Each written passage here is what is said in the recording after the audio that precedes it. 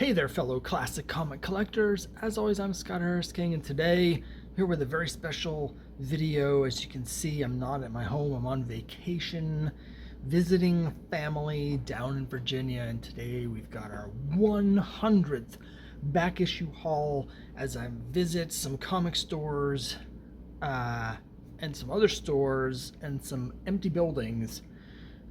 But we're going to get to all that in just a minute. Just real quick before I dive into this crazy mix of comics that you're definitely going to want to see, because there's some really weird ones.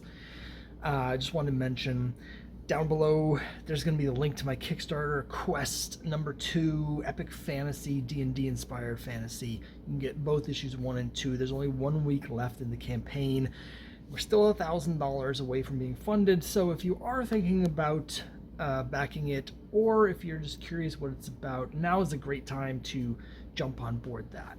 But here we are, back issue haul number 100, and today we're going to Fredericksburg, Virginia. Now, I've been to Fredericksburg once before, but it was 30 years ago, and we were doing a family tour of Civil War battlefields, as families do. So it's been a long time, and I did actually go to some comic stores last time when I was in Virginia in 1991, but this time around we thought we'd go to Fredericksburg, and there are 4 comic stores on Google. If you look at Google and you search for comic stores, you're going to come up with 4 comic book stores in Fredericksburg. I'm going to save what happened at 3 of those locations for another video, because I'm going to have a whole second video, because I want to focus today on one in particular and the stores around it. So this is all about Watts Comics, which is down on Carolina Street. Now, the bottom of Fredericksburg, Fredericksburg on a hill, and if you go down the hill, there's 2 big streets that run along parallel along the bottom side of the hill. That's sort of the center of town, and it's a super cute little area that's got all these interesting shops and antique shops, which is what we're going to talk about here, but really cool like art stores and coffee shops and restaurants. It's a great place to walk around and check out a bunch of cool stuff. And if you look on Google right now for comic stores in Fredericksburg, it'll come up with Watts Comics. So we thought, perfect, we'll just go down to Watts Comics, check out the comic book store, then we'll walk around up Carolina Street and check out some of the antiques. Perfect. And that's exactly what we did, but there was a twist. We'll talk a lot more about this next video when I get into the rest of the Fredericksburg comic experience, but there's a lot of twists. And the twist was that Watts Comics is not a comic book store. It's actually a kiosk that's inside a coffee shop. So, I've got just a little bit of video here. It's not a comic book store, even though it comes up on Google as a comic book store. What it is you go to this coffee shop. Inside, they've got a bunch of cool coffee. They got some like gluten-free snacks, which is great for my wife because she has celiacs, and lots of beverages, whatever. It's really funky, lots of cool artwork, really cool coffee shop. And then in the coffee shop is this little kiosk that's Watts Comics, and it was actually really cool because what it is he, like me, he makes his own comics and self-publishes stuff, and the whole kiosk were all indie self-published creators. So he was doing this little sort of little storefront to highlight not just his work but other indie creators and self-published comic creators and stuff like that. So I thought it was actually really interesting and really cool, and something that I'm actually thinking about. Like, I want to learn a little bit more. I'm going to reach out to the guy that does this, who runs Watts, to get a little more information, because it actually seems like it might be a cool thing to do potentially somewhere up in my area, in the Boston area, where we have dozens, if not hundreds, of indie creators who publish their own comics. So it's the sort of thing I think might actually do pretty well up where I am. It's an interesting idea.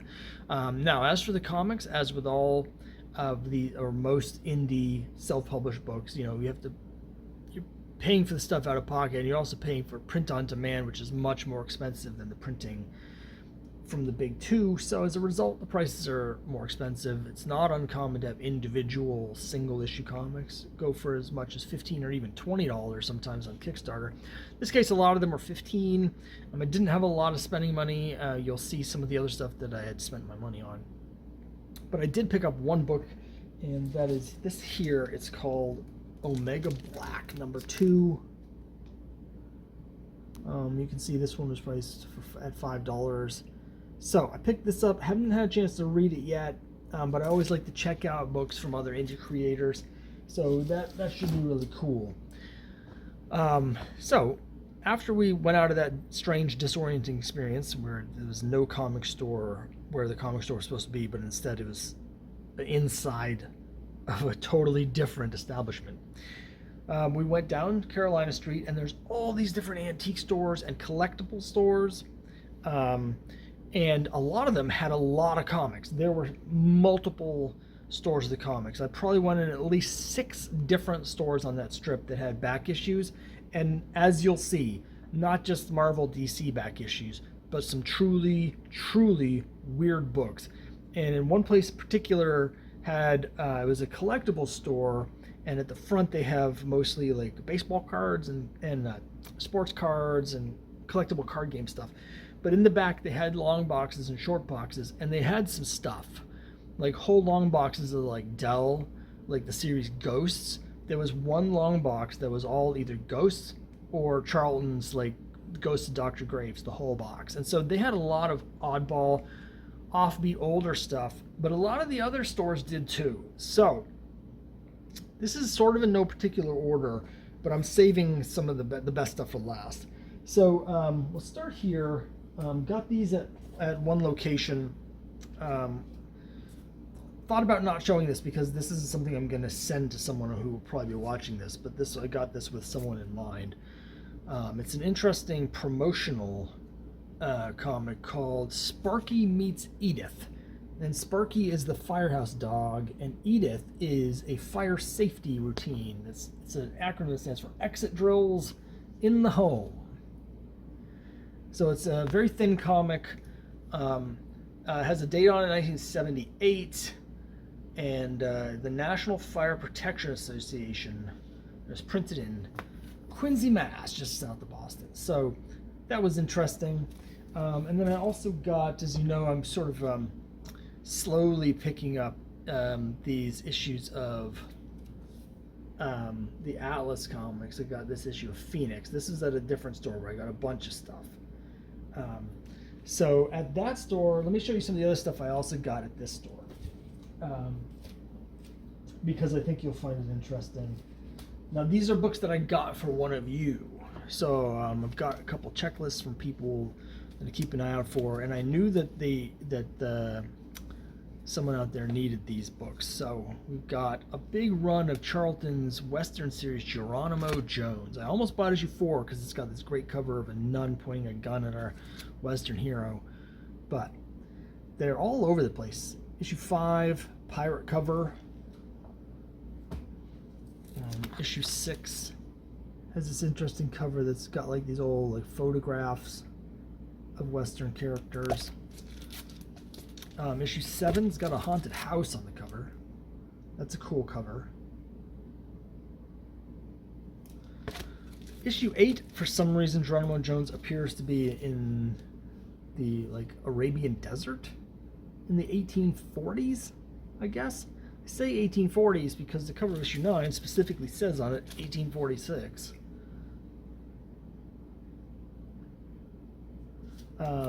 And I also picked up at the same dealer, this here is Midnight Tales, number 15, another Charlton. And these are all in pretty good shape. You know, these Charltons, they don't have very good paper quality. They're hard to find in nice condition, but these are all pretty good. I would say the average grade of these is probably in the 6 range, so pretty good stuff. I got those all at the same store as I got that Atlas book, and another book that I got there at that same location was this, just because it's a little bit oddball. It's Binky number 81. Now, Binky is one of DC's sort of Archie style comics. I don't really collect it, but I find them interesting, particularly these issues. So you can see this is a giant 25-cent issue. So this is coming out like around 1971 when DC was doing these 25-cent giants. This is right about the time where they canceled all of these titles. You know, the 25-cent giants were a huge disaster for DC. They had sales across their entire line tanked, and it spelled the end of a lot of series. And so these last few issues of some of these like kid-friendly titles, Sugar and Spike also ended during the giant 25-cent era, although that had more to do with the creator having some health issues. But the last few issues of these giant size are not as easy to find. I've never seen them. Not that I really look too closely, but I thought it was interesting, and it's got this sort of like, they're trying to appeal to the kids in the 70s, so it's also got this weird thing up here where it says J.C. Phillips. He put it together. It came out Sweet Pain. I'm assuming this is some sort of rock star from the era. I don't recognize the name, but this seems like such a weird thing to have on this issue of Binky. So I mean, it's $2 as you can see, and so it's just an oddball left field comic that you don't see that often. So I just picked it up. I mean, honestly, I'll probably end up giving it away, like the Sparky Meets Edith. I'll probably give this to someone in the next mystery box or something like that. But I thought it was fun. Now, one of the places I also got these, maybe overpaid by $1 or $2, but they're cool. I actually saw more copies of this at a different place later that were a little bit cheaper, is why I say that. But it's the superhero catalog of games, books, toys, and puzzles. And so this just seemed like a really interesting sort of snapshot of the merchandise that would have been available at the time. I think this is from around 1979 or 1980. I haven't opened it up yet, but I thought it might be cool to go through at some point. So I might do another video where I go through the catalog, because there's actually a second issue. This one's called the Superhero Book of Goodies. And this one has a cover actually by Joe Kubert, of all people. And he's introducing the new superhero, who I guess is just named Superhero, who's got this absolutely ridiculous sleeveless vest, like a tank top outfit with a giant weird helmet goggles. So I don't know, but I'm hoping there's a story inside because it looks so goofy. But again, I think it just seems like a fun snapshot of again, the merchandise and toys you could get. So I think I'll do probably another video at some point when I have a chance where I'll go through these and point out some of the coolest things. But I thought it was kind of neat. And now we're going to get to the two coolest things, which are about as polar opposite as you can get. Let me start with the cool part. Like, these are books that I've only seen once or twice before, and I didn't really clock at the time what they were, but it's the Golden Legacy Illustrated History magazine, and these are comics that are like biography comics, but they're specifically biographies of famous Black Americans, so they're very interesting. And they all have a copyright. The ones that I got, which is issues 9, 10, and 11, have a copyright on the cover of 1970. So I don't know if they all came out at that time, or if it's something like a classic illustrator, where maybe there were later printings that still had that date on it. I don't know. But they all have the same price of 25 cents. So, you know, an early mid-70s date feels about right. So here's issue 9. Which has Robert Smalls. It's interesting, a couple years ago I got a new comic book about Robert Smalls, who was a person who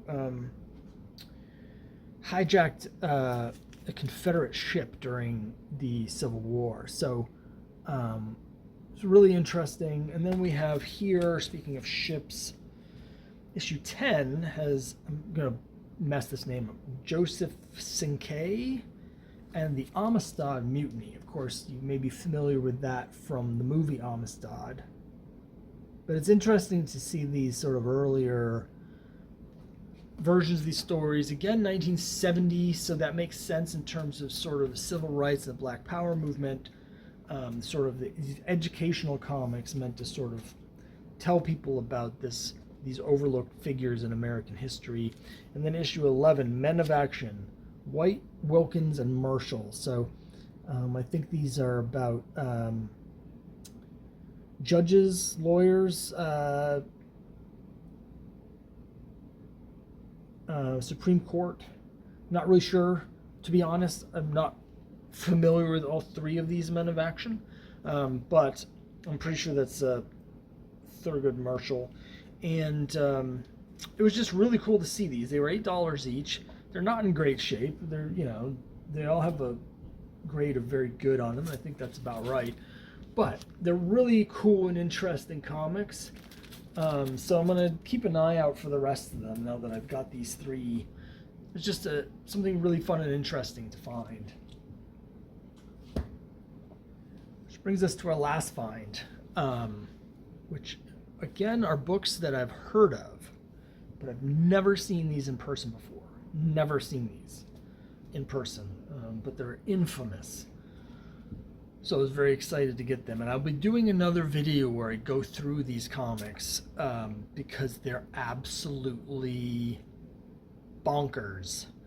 And when I say that, I mean in every bad way you can imagine. They're bonkers. It's the Crusaders from Jack Chick. Here's issue 2, The Broken Cross. Now, if you're not familiar with Jack Chick, he's a guy that he's most famous for what's called the Chick Tracts, and these are these little comics that are like the size of imagine like a daily comic strip, but a bunch of those bundled together in a little pamphlet, right? And he did all of these tracts that are all this sort of hardcore right-wing Protestant Christian indoctrination little mini comics. But he also did, and this is less known, I think, he did full-size, full-color comic books, and these are cray-cray. If you've read the Chick Tracts, you'll know how wackadoodle some of the content is, but man, those, not even the infamous Dark Dungeons can hold a candle to these. Again, I'll do another video about these. I've heard of these, but I've never seen them before. So that's issue 2. Here's issue 9. Now these started coming around 1974. It's a little hard to figure out what the date of these printings are because none of them, well, some of them have prices on the covers and some of them don't. These first 2 issues, 2 and 9, do not have prices on the cover. Issue 10, my copy of issue 10 has a 69-cent price on it. That one's called Spellbound. And then the last one here, which has a picture of the Bible on fire. Someone's burning the Bible. It has a price tag of 59 cents. Another clue is on the back cover because, like sort of Classic Illustrated, they have an ad for the other issues so you can get. And if you look at these copies that I have, some of them have less available than others, so they're clearly early, like they came out earlier because they don't have as many issues yet printed. But it doesn't really matter. What matters is the absolute wacky content of these. Like the first issue is about satanic cults infiltrating American towns. This issue is particularly bizarre. It's about how a secret society of druids is indoctrinating Americans' youth by slipping druidic secret messages into rock and roll music. Again, I'll talk a lot more about this later. I have a particular interest in this sort of thing. I've mentioned this before because I grew up in a religious household. Less our individual family, but more the culture of like the church at large that we're part of. And I went to a church school from kindergarten all through the end of college. And so I've actually seen some other comics from my youth that had some similar messaging, but not like these, man. These are crazy. And the same way that I'm trying to put together a complete run of all the Spire comics, because I have an interest in how, in these Christian comics and how the messaging is done. It's like the Al Hartley's way of doing things compared to Jack Chick, just as far apart as possible. Two incredibly different visions. So maybe I'll do a compare and contrast. I'm not really sure, but these are weird, and I've never seen them before in person. I've heard of them. I once bid on a lot of these on eBay and got way outbid because there's a lot of people that have an interest in them. The tracks, the little ones, they still print those. Like there's a Jack Chick, he's dead, but his company still makes the tracks. You can still get those.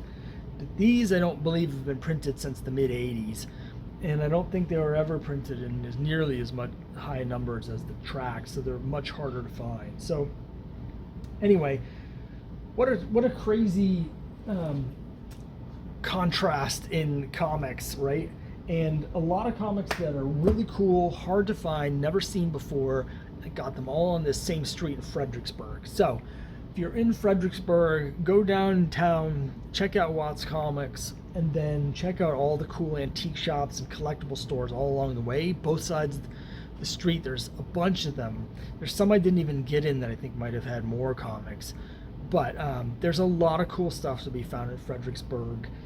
Next time around, I'll do another video about all the stuff you can't find in Fredericksburg, which involves the other comic stores we tried to get to. But there were a couple that we managed to find in the area. So I'll do another video talking about the greater Fredericksburg sort of area. But for now, let me know what you think of this truly strange haul. It seemed fitting to have such a weird haul for issue 100. And I'll see you next time.